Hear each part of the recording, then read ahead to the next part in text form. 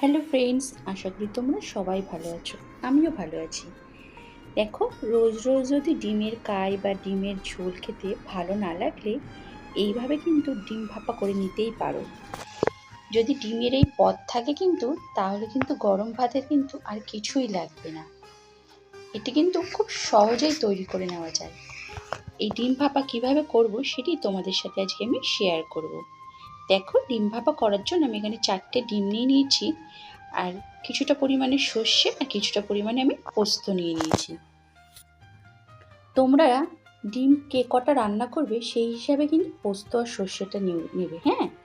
আর দেখো, আমি পোস্ত আর সর্ষেটা কিছুক্ষণের জন্য একটু ভিজিয়ে রাখছি। কিছুক্ষণের জন্য পোস্ত আর সর্ষেটা ভিজিয়ে রাখলে না খুব তাড়াতাড়ি পেস্ট হয়ে যায়। তোমরা অবশ্য শিলনোড়াও বেটে নিতে পারো। শিলনোড়ায় বাটলে তো আর ভেজাতে লাগবে না, কোনো প্রশ্নই নেই। কিন্তু আমি এটা মিক্সিতে পেস্ট করবো বলে এটা আমি কিছুক্ষণ জল দিয়ে একটু ভিজিয়ে রাখবো।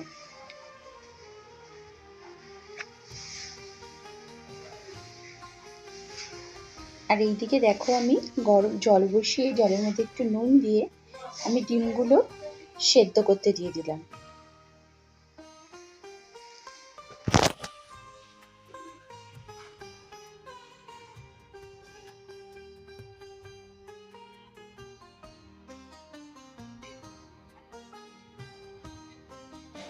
পোস্ত পেস্ট হয়ে গেছে, এবার এর মধ্যে আমি সর্ষেটা পেস্ট করে নেব। কাঁচা লঙ্কা দিয়ে নিলাম সর্ষেটার ভিতরে, দিয়ে সর্ষেটা আমি পেস্ট করে নেব। একটু সামান্য নুন দিয়ে নিলাম। আর এইদিকে দেখো, আমার এখানে ডিমগুলো কিন্তু সেদ্ধ হয়ে গেছে। এবার ডিমগুলো আমি এরমভাবে চারিদিকে এরমভাবে চিড়ে চিড়ে দেবো, যাতে ডিমের ভেতরে নুন মশলা ভালোভাবে যেন ঢুকে যায়, টেস্টি লাগে যেন ডিমটা খেতে। এই জন্য ডিমটার চারিদিকে এরমভাবে ছুরি দিয়ে জাস্ট চিড়ে চিড়ে দেবো।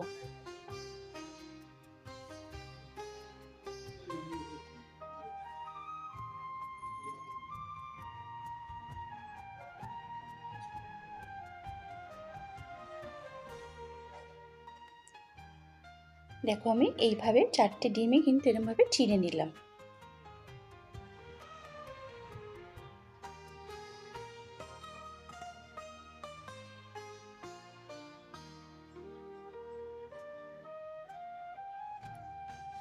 এবার দেখো, এখানে আমি একটা এরকম ছোটো টিফিন বক্স নিয়ে নিয়েছি। নিয়ে এর মধ্যে আমি ওই পোস্ত আর সর্ষে পেস্টটা দিয়ে দেবো।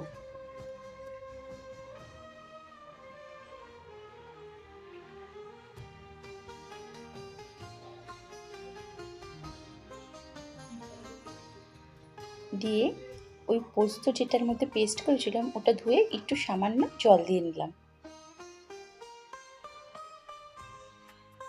দিয়ে পোস্তটা ভালোভাবে জলের সাথে একটু মিশিয়ে নিলাম, কিন্তু খুব জল দেবে না, যেন পোস্তটা ঘন ঘন থাকে। এবার এর মধ্যে আমি সর্ষের তেল দিয়ে দেবো।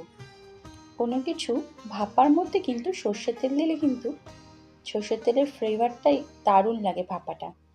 সর্ষের তেল পরিমাণটা একটু বেশিই দেবে, হ্যাঁ। দিয়ে ভালো করে শস্য পোস্তর সাথে আমি সর্ষের তেলটা ভালোভাবে মিশিয়ে নিলাম। নিয়ে এর মধ্যে আমি অল্প সামান্য পরিমাণে নুন দিলাম, কারণ পোস্ত আর সর্ষে পেস্ট করার সময় আমি একটু নুন দিয়ে দিয়েছিলাম, এই জন্য। আর পরিমাণ মতো নুন দিয়ে নিলাম একটুখানি। এবার ওর মধ্যে ওই সেদ্ধ করা ডিমগুলো এক এক করে দেব। দিয়ে ওর গায়ে কিন্তু আমরা সর্ষেটা ভালো করে মাখিয়ে নেব। এইভাবে সবকটা ডিম এক এক করে দেব, দিয়ে এরমভাবে মাখিয়ে নেব।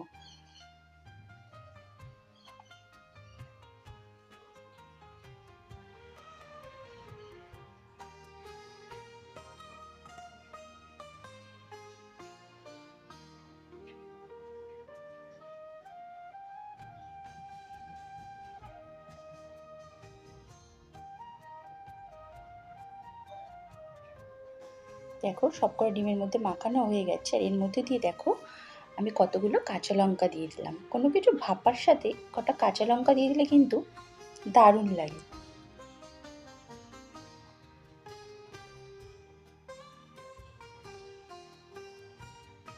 এবার এর উপর দিয়েও অল্প সামান্য সর্ষের তেল দিয়ে দেবে। দিয়ে দেখো, আমি এবার ঢাকাটা আটকে দিলাম। এবার আমি দেখো ফ্রাইং প্যানে জল দিয়ে দিয়েছি। জল দিয়ে আমি এবার টিফিন বক্সটা এর মধ্যে বসিয়ে দেবো। জলটা এমনভাবে দেবে যেন টিফিন বক্সের মাঝামাঝি থাকে, যেন ডুবে না যায়। এবার এটা ঢেকে দেবে, ঢেকে 15-20 মিনিটের জন্য রেখে দেবে। দেখো 15-20 মিনিট পর খুলে দেখো, জলটা দেখো অনেক শুকিয়ে গেছে কিন্তু।